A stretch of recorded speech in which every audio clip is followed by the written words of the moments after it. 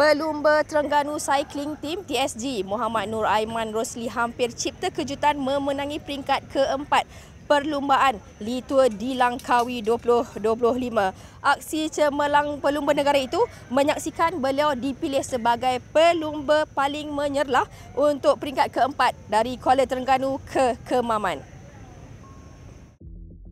Pada perlumbaan sejauh 141.5 km itu, Nur Aiman hampir menghadirkan kejutan besar apabila mendahului perlumbaan sehingga 3 km terakhir sebelum kembali ditangkap kelompok besar.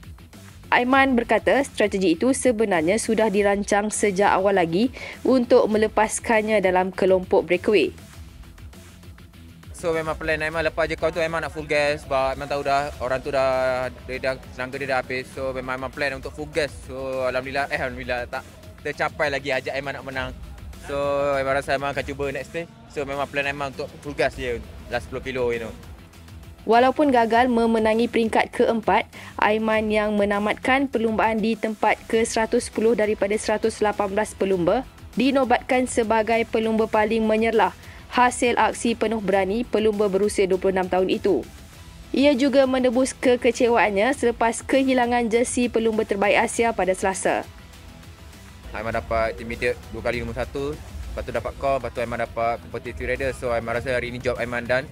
Sebab semalam Aiman dah kehilangan jersey Asia, so hari ni tugas Aiman. So Aiman dapat benda tu, so dah job Aiman selesai untuk hari ni. Dengan aksi cemerlang yang ditunjukkan pada peringkat keempat, Aiman kini meletakkan sasaran untuk mengulangi strateginya di peringkat ketujuh dari Melaka ke Medini, satu laluan yang digemarinya. So Aiman target stay Melaka Medini insyaAllah. Sebab dia dah jauh, Aiman suka stay. So harap Aiman terlepas breakaway, so Aiman dapat melakukan sesuatu tactical. Terdahulu, Aiman berjaya menyarung jersey putih selaku pelumba terbaik Asia pada peringkat pertama dan kedua sebelum dirampas rakan sepasukan Vadim Pronsky pada peringkat ketiga.